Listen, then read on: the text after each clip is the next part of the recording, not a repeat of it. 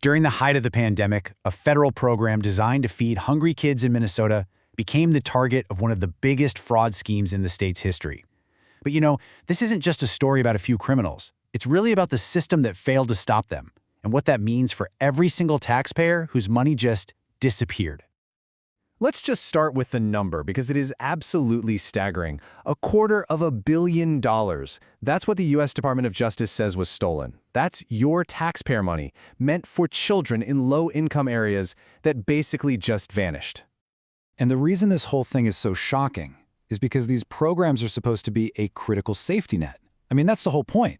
The federal government puts up the cash, and state agencies, in this case the Minnesota Department of Education, are the ones responsible for making sure that money gets to people who actually need it.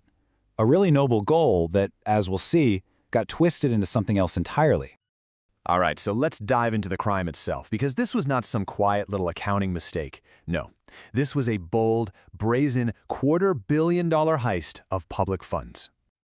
So where did all that money go? Well, it sure wasn't to feed kids. According to the federal indictments, it was allegedly laundered and spent on a truly lavish lifestyle. We're talking luxury cars, boats, real estate not just in Minnesota but across the country and even overseas.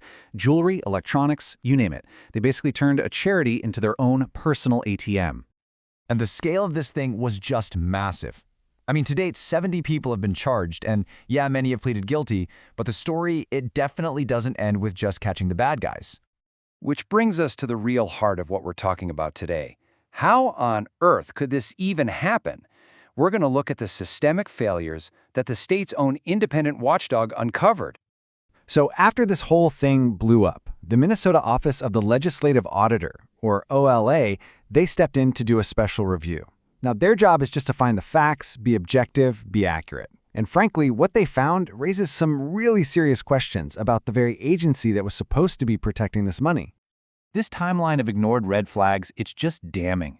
As early as April 2020, an MDE staffer saw a claim that was just wildly unbelievable. 1,800 kids served in a single hour. By November, the department itself flagged serious deficiencies. They even put a stop pay order on their account in March 2021. But get this, just 9 days later, they took it off. The payment started right back up, and the fraud got even bigger. The red flags were practically screaming, but the money just kept flowing.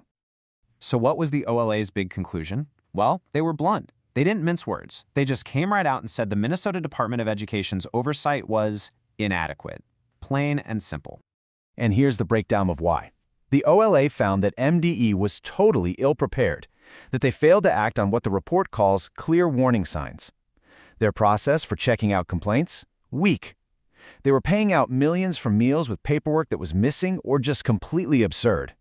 And maybe the most unbelievable finding of all, in some cases, they actually asked Feeding Our Future to investigate complaints about itself. Yeah, you heard that right.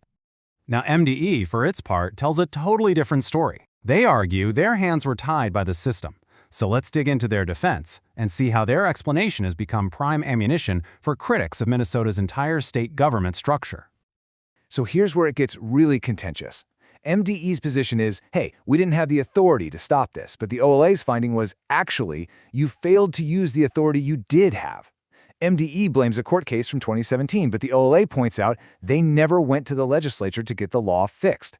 MDE blames the pandemic chaos, but the OLA counters that they could have and should have focused their limited resources on the highest risk groups, but they didn't. MDE's whole argument really hangs on this 2017 court case that involved a totally different nonprofit.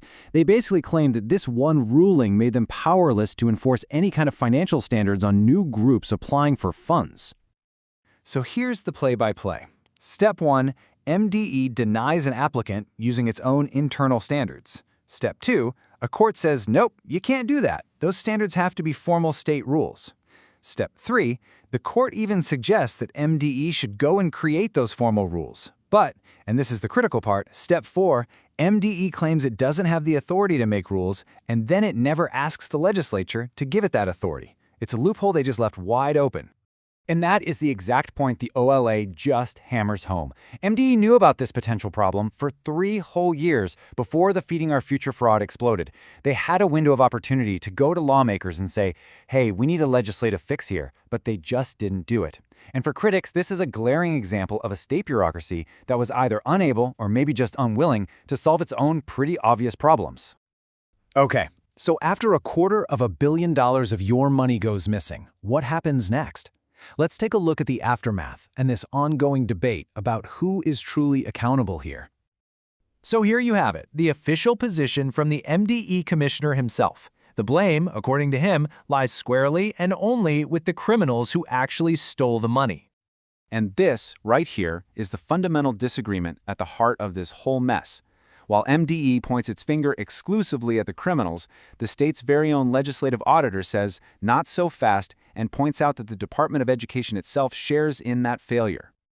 Now, to be fair, MDE has made some pretty significant changes since all this came to light. They've set up a new Inspector General's office to hunt for fraud, created a new legal office, updated their policies, and hired more people for risk management. And these are all good, concrete steps. But they also kind of highlight the very systems that were missing before $250 million walked out the door. Which really brings us to a fundamental question of accountability, right? I mean, we can all agree that the people who did this should go to prison, of course. But when the very system that's designed to protect public money fails this spectacularly, is just catching the thieves really enough justice for the taxpayers? And that leaves us with this final thought to chew on. The Feeding Our Future scandal isn't just about individual greed. It's a textbook case study in systemic failure. So the question that's still hanging in the air is, who is ultimately responsible when the watchdogs don't bark, the gates are left wide open, and the public's trust is completely shattered?